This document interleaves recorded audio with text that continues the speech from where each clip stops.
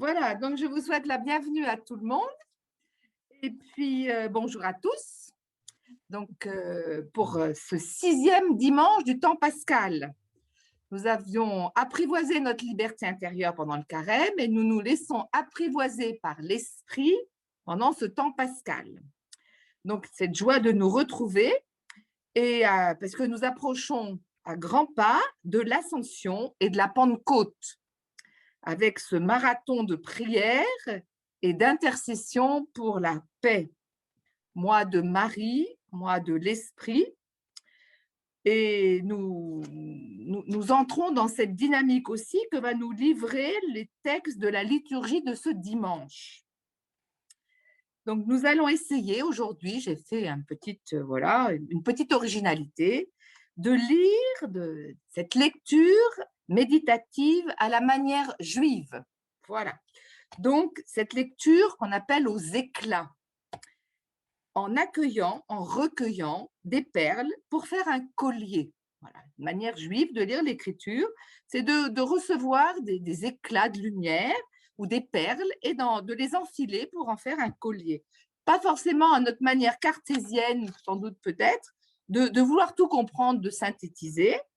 Mais voilà, ce matin, à l'Aude, le film a été donné. Voilà, chaque jour, en méditant, j'ai recueilli des perles. Généralement, au début de la semaine, je lis l'évangile, les lectures du dimanche, puis chaque jour, je relis pour essayer d'approfondir, de sentir ce que l'Esprit veut dire pour que j'ai quelque chose à vous dire le samedi soir. Et ce matin, à l'Aude, en méditant, j'avais médité donc tous les jours de la semaine, j'avais des morceaux, des perles comme ça, puis je n'arrivais pas forcément à voir un lien, des perles, des pépites, tout ce qu'on veut. Et j'avais visité hier une mine sur le thème de la justice dans la Bible. Vous verrez pourquoi. Elle m'a éblouie et je m'étais dit, voilà, je vais parler de la justice ce samedi et prendre toute la justice, etc. Mais voilà, l'Esprit Saint, des fois, il nous bouscule un peu. Et ce matin, à l'autre, tout d'un coup, je me dis, ah ben non, c'est pas du tout ça qu'il faut faire. Il faut laisser toutes les perles parler. Il faut cette lecture juive de l'écriture. Donc, de vous proposer toutes les petites perles avec un fil et de les enfiler. Alors, ce fil, ça ne va pas être une synthèse, ça va être… Alors, je me suis dit, ben voilà, après, en sortant de l'autre, j'étais très contente d'avoir ça de l'Esprit Saint, mais ce n'est pas le tout. Mais qu'est-ce que c'est que le fil? Alors, ben, je me suis… Voilà, c'est encore, vous voyez, en marchant de la sortie de l'église à mon bureau, en étant passée par la cuisine, le film est venu, celui de la célébration de la liturgie, justement, de l'actualisation. Et la liturgie, ce n'est pas simplement les textes, l'Ancien Testament, le Psaume, le Nouveau Testament avec la lecture et l'Évangile, c'est plus que ça. La liturgie, c'est toutes les oraisons, toutes les antiennes qui sont données. Voilà. Alors, comment l'Esprit Saint, qui est vent, qui est feu, qui est lumière, qui est eau, passe à travers tous ces éléments pour constituer une liturgie qui doit nous parler, nous toucher, nous bouleverser tellement que ça va nous changer de la vie. Alors voilà, je suis donc partie, j'ai repris en arrivant toutes les prières, en commençant par l'introïte, la prière d'intercession, la prière d'ouverture, bien sûr les lectures, et puis aussi la prière avant la préface, sur les offrandes, la préface, la postface et l'envoi. Alors, vous voyez, ça donne beaucoup d'éléments et vous allez voir que ça va faire un fil qu'on va tresser. Le fil, il a plusieurs fibres que donnent tous ces éléments de la liturgie que des fois, on n'écoute pas ou auxquels on ne prête pas assez attention. Alors, aujourd'hui, je vais vous inviter à prêter attention à ces fils, à ces éléments, pour en faire un fil, et après, on enfilera les perles que vont donner les textes. Voilà, lecture aux éclats. Alors, je commence par l'introïte, le petit verset qui est souvent remplacé par un chant d'entrée, mais qu'on chantait en latin autrefois. Avec des cris de joie, répandez la nouvelle, portez-la jusqu'au bout du monde, le Seigneur a libéré son peuple. Voilà. Donc, ce premier, l'introïte, c'est une liberté qui est donnée. Alors, est-ce que quand je suis là à la liturgie, j'arrive pour participer à cette liberté qui m'est donnée. On nous annonce la couleur. La liberté va m'être donnée. J'en dis pas plus. Prière d'ouverture. Dieu Tout-Puissant, accorde-nous en ces jours de fête de célébrer avec ferveur le Christ ressuscité. Que le mystère de Pâques dont nous faisons mémoire reste présent dans notre vie et la transforme. Donc, la prière d'ouverture nous fait célébrer le Christ ressuscité. Si nous sommes chrétiens, depuis quelques mois, on doit quand même bien savoir que c'est parce que nous croyons que le Christ est ressuscité et que nous vivons du Christ ressuscité. J'espère qu'à la fin du temps pascal, nous en serons tous et toutes plus que convaincus, puisque normalement, ça va transformer notre vie. Il reste présent et vient transformer notre vie. Donc, l'oraison nous apprend que notre vie va être transformée par le Christ ressuscité. Donc, vous voyez, on peut déjà se dire, tiens, qu'est-ce qui a changé ma vie depuis que je suis chrétien? Je prends un temps long, mais voilà. Après, je passe à la prière sur les offrandes. La prière sur les offrandes de ce dimanche dit que nos prières montent vers toi, Seigneur, avec ces offrandes pour le sacrifice. Dans ta bonté, purifie-nous. Nous correspondrons davantage au sacrement de ton amour. Donc là, la prière sur les offrandes unit notre vie à l'offrande du Christ dans un but, l'amour. Donc là, on a le but.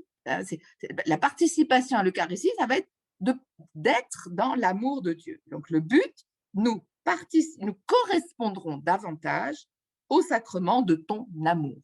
Donc nous sommes appelés à correspondre, à être participants de l'amour de Dieu. La prière, la préface. Donc la préface, vous allez dans vos petits livrets, vous allez chercher la préface. Il y en a 4. Il y a 4 préfaces pour le temps de Pâques.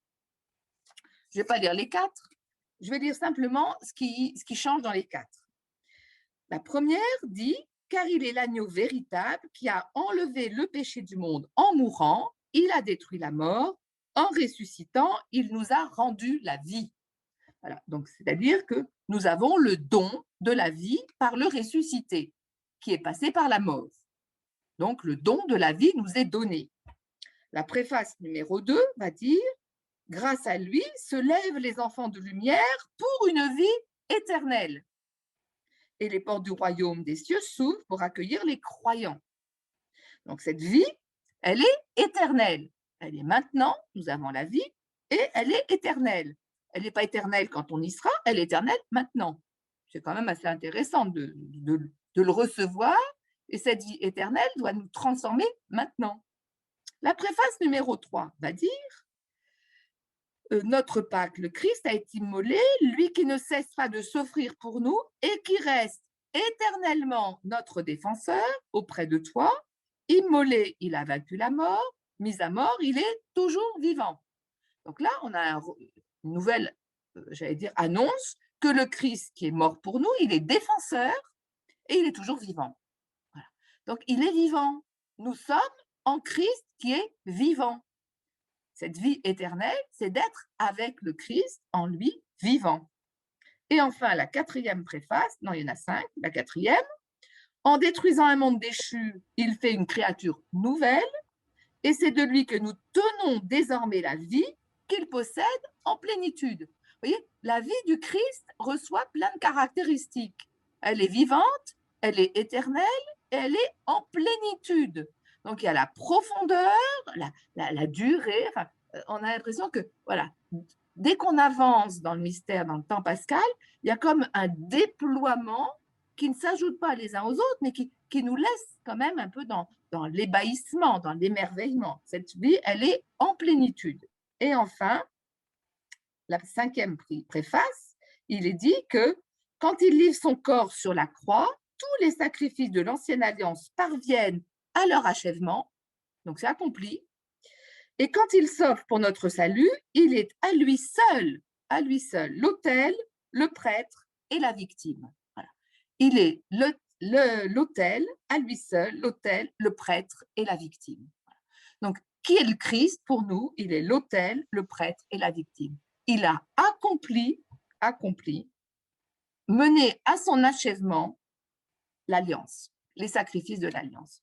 Donc, vous voyez que cette préface, ces 5 préfaces, enrichissent notre collier de ce fil qui est particulièrement dense.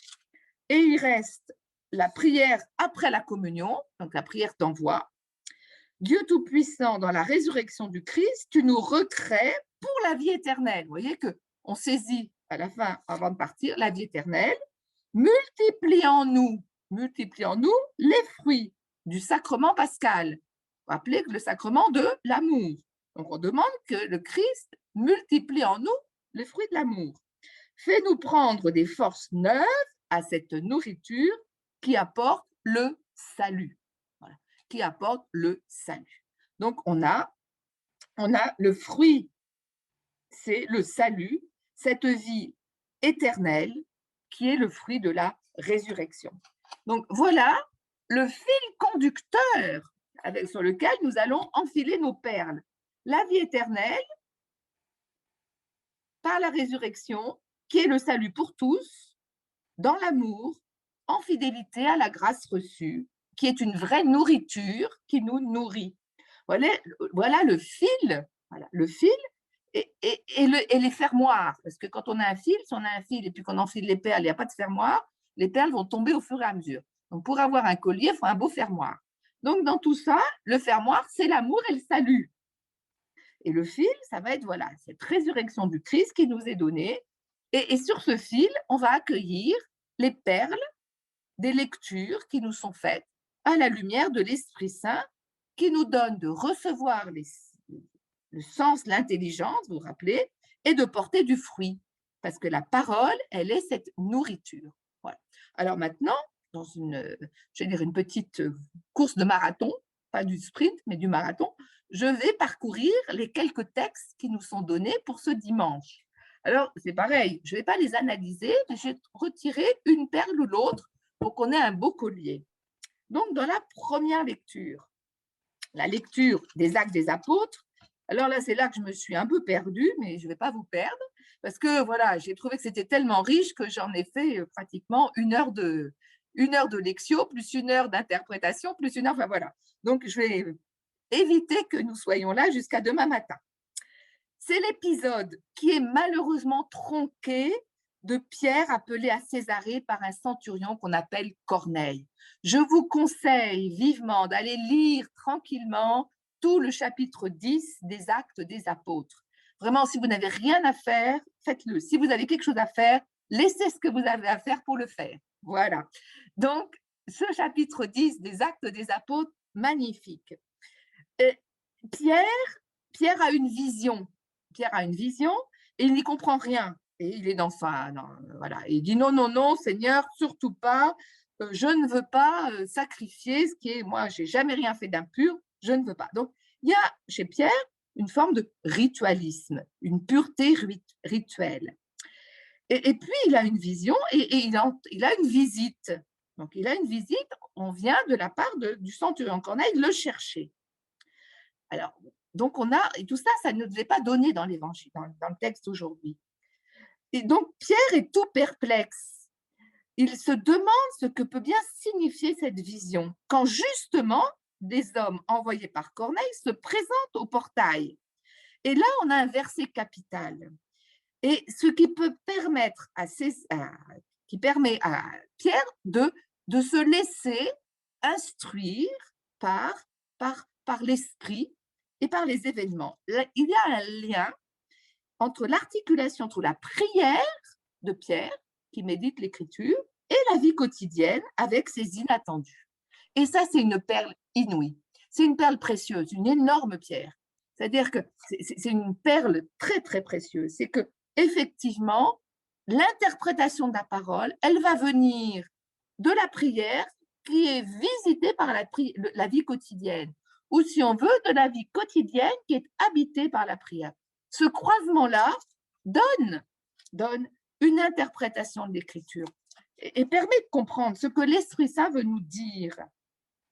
Donc Pierre, il va être là, il est toujours à réfléchir sur sa vision quand l'Esprit lui dit « Voilà des hommes qui te cherchent, va donc, descends et pars avec eux sans hésiter, car c'est moi qui les ai envoyés.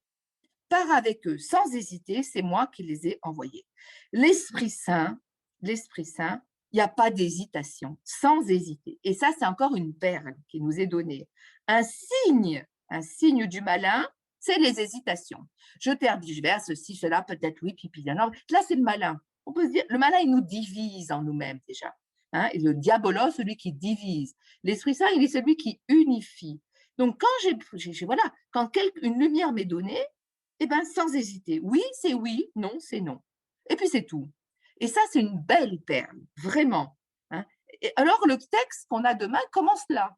Donc, on n'a pas tout ce travail-là des 2 perles, il nous manque déjà 2 perles. Donc, Corneille dit à Pierre, nous voici.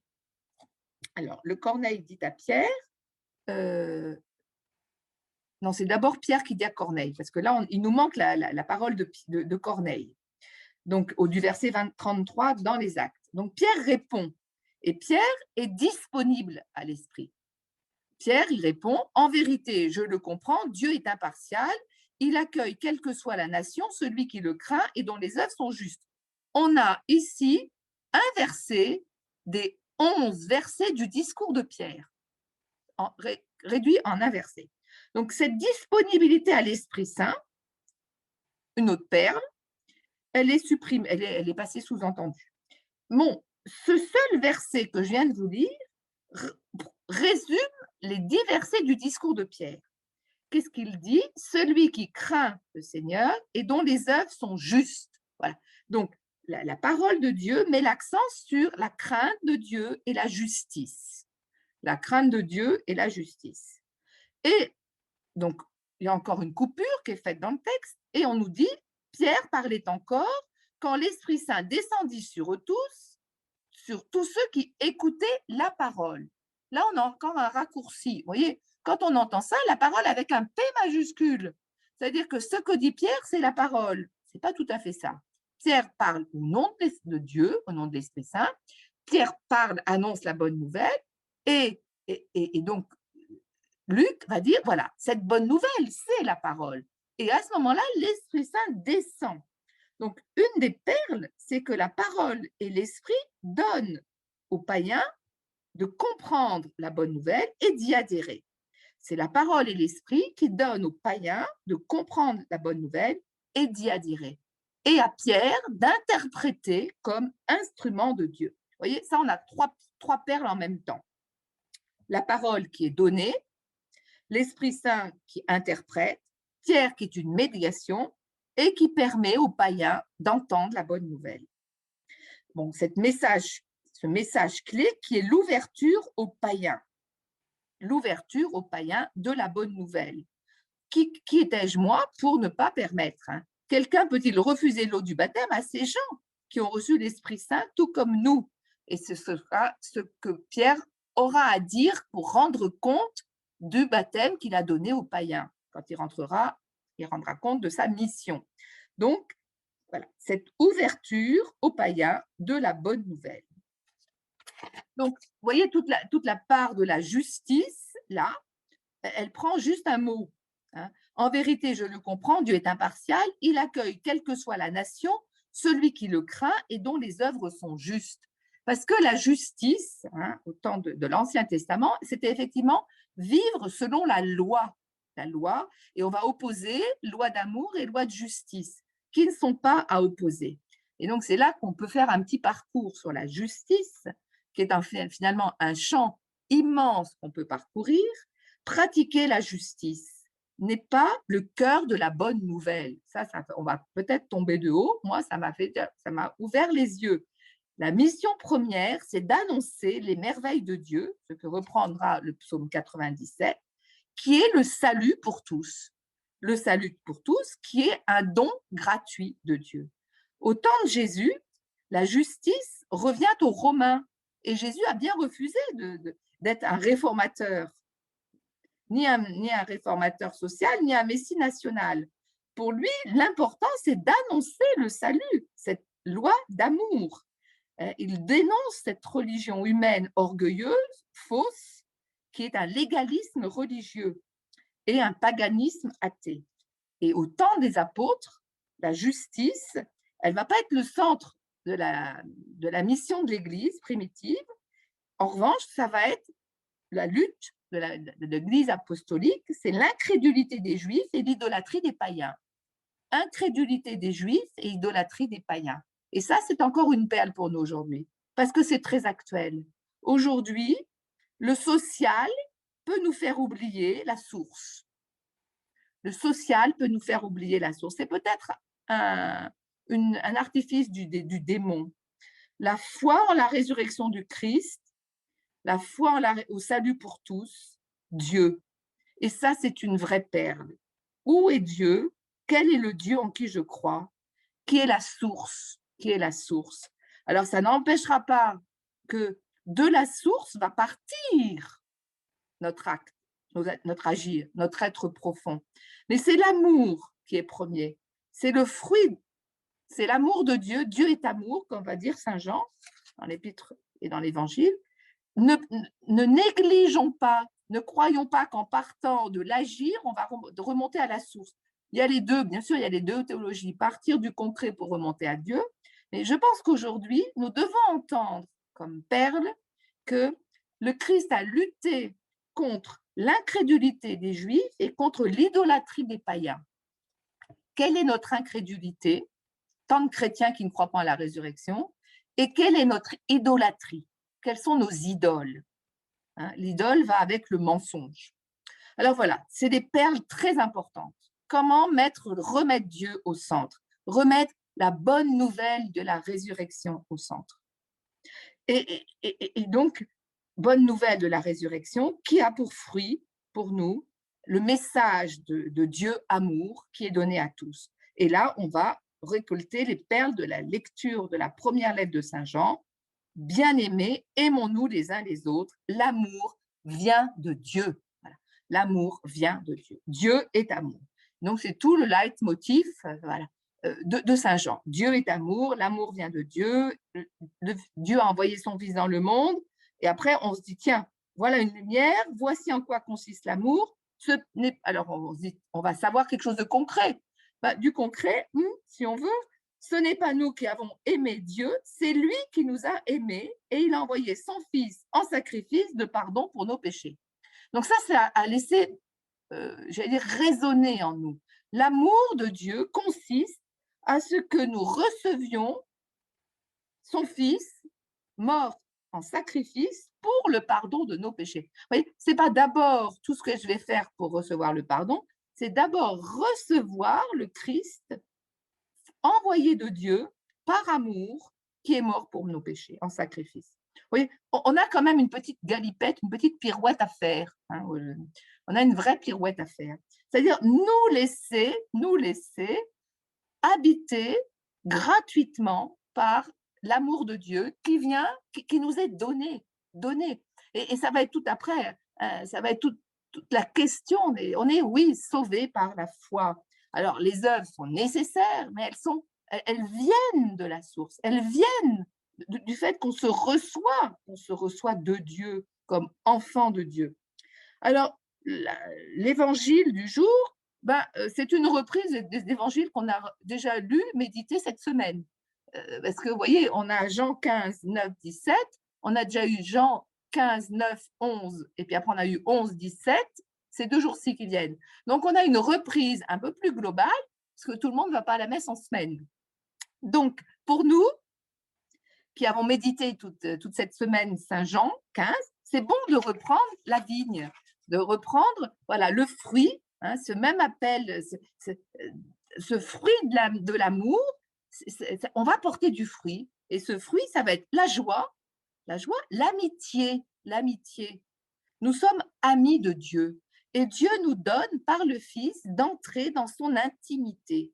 Et il y a ce débordement ici et maintenant. C'est pas pour dans, rappelons-nous, nous enfilons nos perles sur le fil qui est la vie éternelle en plénitude ici, maintenant. C'est pas dans l'éternité où on ne sait pas quand ce sera, c'est ici, maintenant. Donc, nous portons un fruit qui demeure. Donc, on a fait comme voilà, un petit pas dans la spirale qui nous permet de nous approcher un peu plus de la lumière divine, de la lumière de Dieu, non pas pour être ébloui, au contraire, pour mieux recevoir cette force à la fois de l'extérieur et du dedans. Hein. Et il y a une synergie. Il y a une synergie, c'est-à-dire que pour être nourri, pour porter du fruit, ce fruit du salut qui nous est donné, ben, le Seigneur, aujourd'hui, nous appelle, il nous choisit pour que aujourd'hui, là où nous sommes, au XXIe siècle, ben, nous portions ce fruit d'amour là où nous sommes, sur les branches, sur l'arbre que nous sommes, peu importe lequel, c'est ce que nous sommes de façon unique. Et ça, c'est heureux, hein, c'est vraiment heureux. Et c'est ça que nous allons chanter. Chantez au Seigneur un chant nouveau, car il a fait des merveilles. Par son bras très saint, par sa main puissante, il s'est assuré la victoire. Donc, le psaume 97, dernière perle, chante la victoire de Dieu. Dans un monde où on croit que tout est perdu, où on est peut-être un peu submergé, inquiet, au bord du vertige, là, au bord du précipice, la victoire est acquise. Elle nous est donnée. Alors, il faut qu'on vive en vainqueur, mais nous sommes victorieux. Voilà. Donc, je ferme le collier pour ne pas le perdre et on le met autour du cou. Donc, avec toutes ces perles, cette lecture aux éclats qui n'est qu'une lecture, vous allez prendre, si vous reprenez tous ces textes, si vous reprenez l'ensemble de la liturgie, vous allez voir qu'il y a plein de choses qui vont pour vous résonner autrement. Et tant mieux, tant mieux. Vous allez donner votre chair pour porter votre cou, pour porter le collier. Voilà. Et faire vous-même un autre collier, un bracelet, des boucles d'oreilles, tout ce qu'on veut, pour réjouir le cœur de Dieu. Alors, donc je vous propose maintenant un petit temps en groupe. Donc, je regarde combien vous êtes 18. Voilà. Donc, si on fait 3 groupes de 6, on va peut-être faire 3 groupes de 6, c'est plus intéressant. Donc, voilà, quelle perle vous retenez? Quelle perle vous vous dites, tiens, celle-là, je ne l'avais pas vue et que vous avez envie de partager? Voilà, cette lecture aux éclats, comment elle vous rejoint et on rejoint dans cette dynamique pascale, c'est-à-dire l'Esprit Saint aujourd'hui est à l'œuvre. L'Esprit Saint aujourd'hui est à l'œuvre. Il creuse en nous son habitation, son temple, il l'orne. Alors, voilà, c'est un partage simple en petits groupes. Je coupe l'enregistrement. Je ferai ça alors. Oui. Donc, juste, je reprends sans être une conclusion.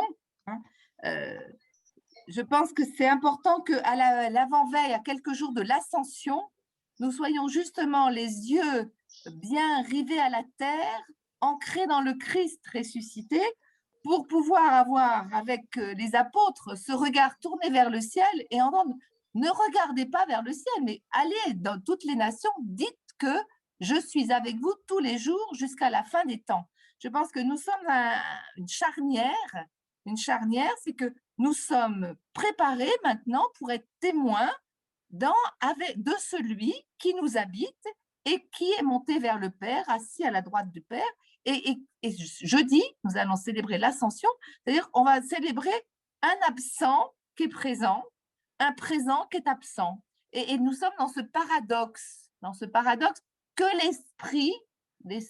dont l'Esprit va nous donner l'intelligence profonde. Alors, il faut vraiment, ne soyez pas tristes, hein. On va avoir encore tous ces discours de Jésus là pendant cette semaine. Ne soyez pas tristes, je m'en vais pour préparer une demeure. Donc, nous sommes nous sommes préparés, hein, et donc déjà fortifiés, et on se fortifie les uns les autres pour être vraiment dans cette dynamique de séparation qui sera une dynamique d'intimité, de communion. Voilà. Donc, je vous propose, avant la prière finale, un livre que je suis en train de lire, qui est magnifique, en lien, c'est pas tout à fait en lien avec, c'est en lien avec la lecture aux éclats, donc la lecture juive. Je vous propose un livre du rabbin Delphine Horviller, Vivre avec nos morts. Donc voilà, c'est un livre magnifique du rabbin Delphine Horviller, Vivre avec nos morts, chez Grasset. Voilà. Donc c'est un livre qui est très très beau, vraiment. Le rabbin, c'est la rare femme rabbine qu'on dit, voilà, et qui écrit vraiment et qui prie et qui a une vie qui est voilà. Comment? Mais attendez, je coupe parce que là, autrement on est enregistré.